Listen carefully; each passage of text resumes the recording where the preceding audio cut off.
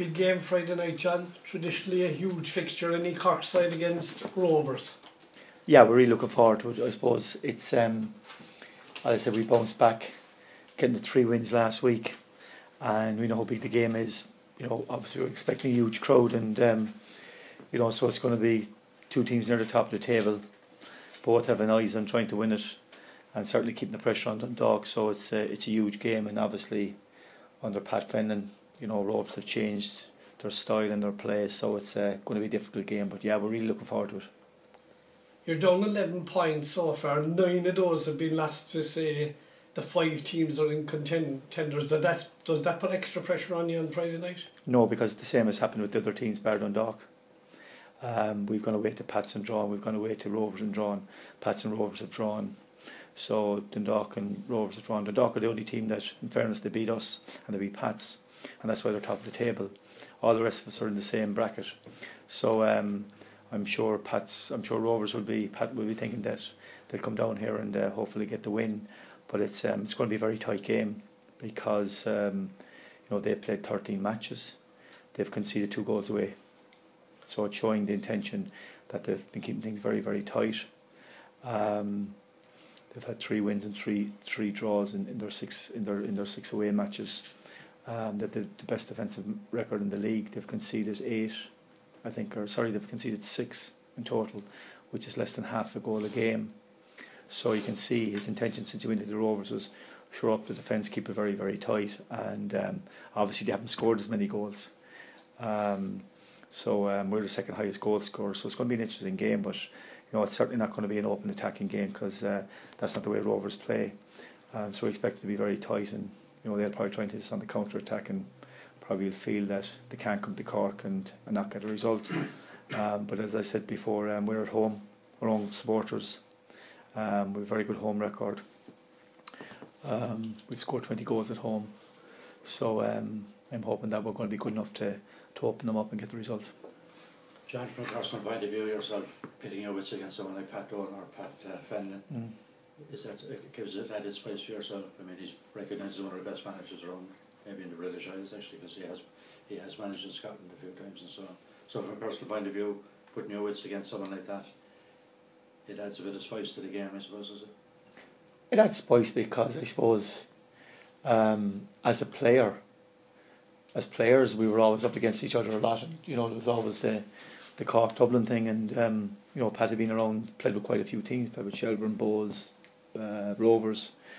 He went up north for a while, but as a manager, my only interest is getting ourselves right.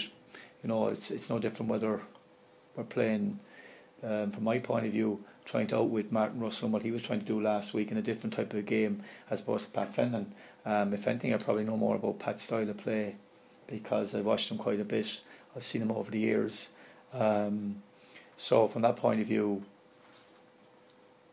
the difference I think is that if we're expecting to sit back and see an open game and loads of chances and whatever, it certainly won't be that game because that's not the way it is, and because their team is built on not conceding goals. So we know it's going to be very difficult. Pat's a very astute tactical manager, and I have the highest respect for him because he's been around, as you say, and he's been in Scotland. But at the same time, we're looking at the areas where we feel we can attack Rovers' weakness.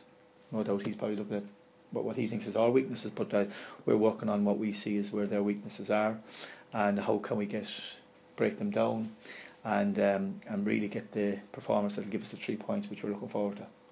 Can you give us an update there on Danny Martin? Yeah, well, at the moment it looks like doesn't seem to be as bad as we first feared. He's getting another assessment tomorrow. He's still a lot of swelling and he's still a lot of pain, but we're hoping, our medical team are looking at it and they're hoping that the word they're telling me is that it's not as bad as first feared, but they still haven't come up with the answer. So so for the moment, I think jarred his knee. Yeah, but it's look at he's around the place and there's still a bit of pain, but it's certainly not as bad as we thought. Is there anybody else injured for tomorrow night's game? Well, we have the usual in the sense that we have Johnny Dunleavy is out, Kieran Jalali is out, and Alan Bennett is just back in training this morning, so we'll assess the situation. But it's, you know, it's a 50-50 with Alan, because when you're out for 3 weeks like that, it's big call, just come straight back in. So and there's no point in rushing them because the season is too long. Ultimately, at the end of the day, the season won't be won or lost tomorrow, but it's still a huge game for us, and it's very important to stay in the heels of Dundalk. Anybody impressed the other night that they might force their way into the team or the squad even?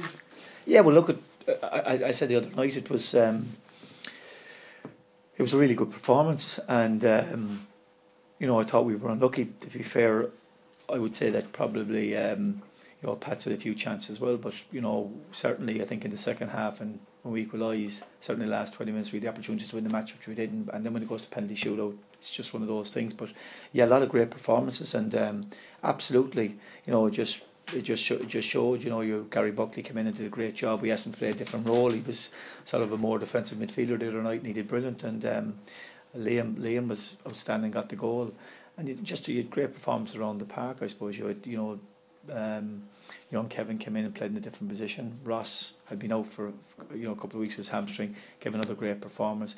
Michael was outstanding as centre back. So I keep saying you had Smith and goal, all those lads, and you know, it's just unfortunate Danny got injured, because when we put him straight up top in the second half, he'd a chance just after half time, and he was probably in his natural position, and he looked lively, so it was unfortunate. But then Rob, I keep saying, he struggled with a small bit of injury in pre-season, and you know, he got a full match and stood him good. So fighting for all those fellas that were on the fringes to come in and do well, and they did, which is good for us. And Gavin comes back in the mix. Yeah, Gavin comes back in. Obviously, you know, I suppose the crucial thing with the midweek match is that because we've had such a hectic schedule since the Bohemians game, is that, you know, it gave us the opportunity probably of resting certain 5 players who I felt needed it. Gavin was just unfortunate he was suspended, because obviously if he wasn't, he would have played. But look, he's still a young fella, and the extra few days will do him no harm either. What was the mood in camp after the loss on Tuesday? To be honest with you, you go out to win every match, okay, and you like to win. You know, at the end of the day, would we have wanted to have progressed in the League Cup? Of course we would have, but reality has to kick in. The survival of this club is to get back into Europe, which we did last year. You know, ultimately, at the end of the day, if this club needs to be in the top 3 or 4 as a minimum requirement, okay, and we need to be in Europe, ultimately, winning the League Cup and progressing the League Cup won't get you into Europe. You know, until such time as that happens, I think a lot of the top teams, you know, you'll see will not feel their strongest teams, because they understand that the budgets are required in getting into Europe, and if you know, and that's just the way it is. And I keep saying here that we've got the 5th biggest budget in the league, and would I like it to be bigger? Of course I would, but I have to be realistic in the club that our travelling costs are massive compared to most of the Dublin clubs, and but at the same time, you know, everyone realises that if you don't get into Europe, it has a huge effect on your club from an investment point of view, from bringing in quality players. So I think the big pluses of the other night was that there was while the lads were very disappointed losing the penalty shootout, I think they were happy, a lot of the lads who came in, that they got their opportunity, and they were able to show me and say, I'm ready to be called in, and I want to start in the first 11, and that's a good headache for me, and that's what I was delighted about. You know, it would have been a lot worse the last night if we went out and we had 7 or 8 bad performances. Then I was in trouble. I said our strength and depth show the other night that we had lots of fellas that have played most of them have played in the first team, but more importantly, they're all ready to come in straight away, and that's what we need. John, just on that, Liam Kearney was there the final match and captained the team. He just delighted. Yes. It's such a privilege and an honour. They captained the team, but he briefly said then about it's a bit frustrating not to be in the team as much as he'd like. But now with the League Cup, that avenue of rotation players in that competition closed off to us. Will you find it harder now to juggle the rotation of players and keep them, the fellas who aren't in the team one week, keep them happy going into the next No, week? the difficult challenge is Noel, is that for any player at any time in his career, if a team is winning, it's frustrating because you can't do anything about it. All you can do is put your head down, particularly if you're on the bench, keep training and hope you'll get that opportunity. The plus for me the other night was that I had told fellas in advance they would be playing in that match. They went out and gave everything they had, and I could see that tomorrow I can make changes if I wish, and I've no doubt that any player that comes in that played the other night won't do as well as he did, and that's what's good. So from my point of view, it just means that the lads are sharp, they're ready for action, so I've no problem calling anyone in, and that's a plus. But at the same time, you know, we got three wins on the bounce, you know, so the guys that have been on the bench looking in, it's hard then, and you know, we do, you know, you'll change it from suspensions or injuries, but generally speaking, if the team wins and you don't pick up a suspension or an injury, well then you're more than likely going to stick with those lads. And so from that point of view, while it's frustrating from the sideline, they understand that if the team is winning, it's hard to change it.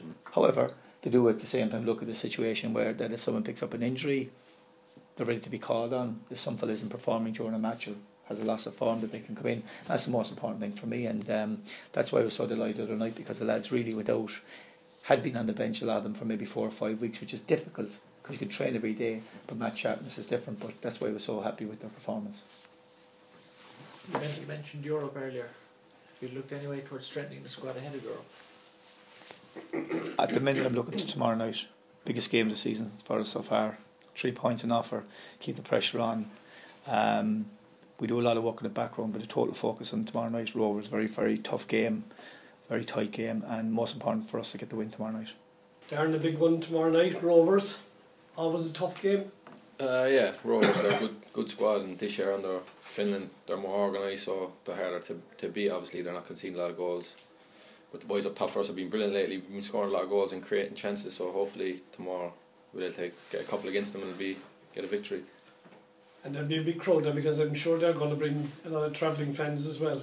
Yeah, there'll be a lot of support there. We get big fans turn out for these games as well, so hopefully we can do the business tomorrow night and they all go home happy after the game.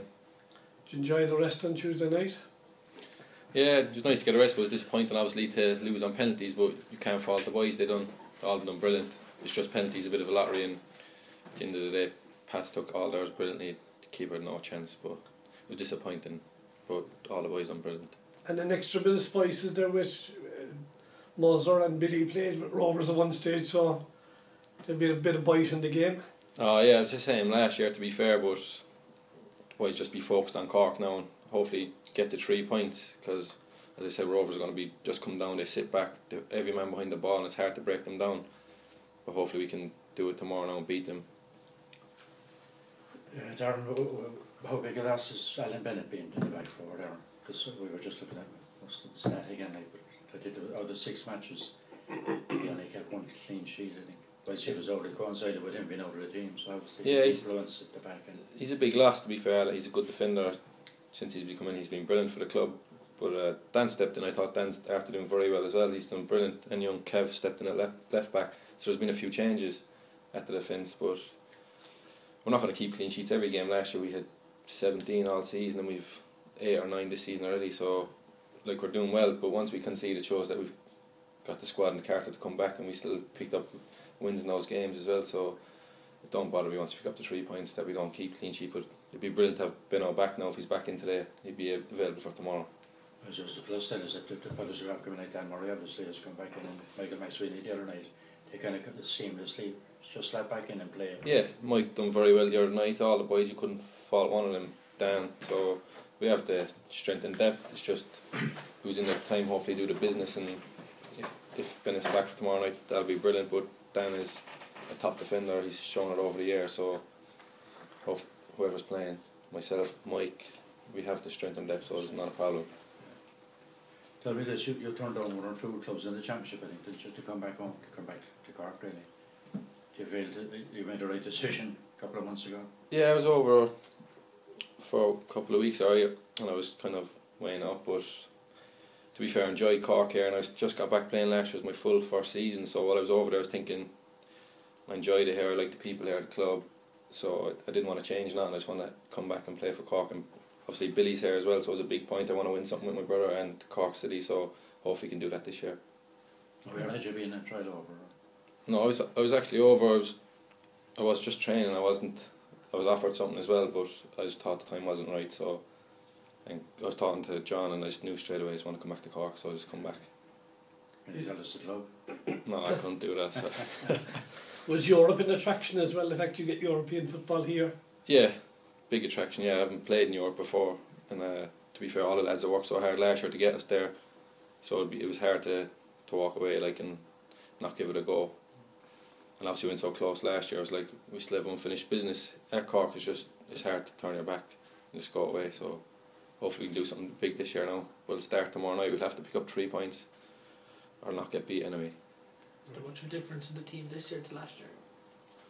Yeah, John, he's brought in a lot of quality this year, so we've a lot more kind of firepower up top this year as well, and obviously defence with Bino coming in and boys Miller and Healer in the middle. We've lost Billy, obviously we've lost a couple of good players too, but I think the squad's in good hands, and we're looking well. But hopefully now tomorrow night we can do the business.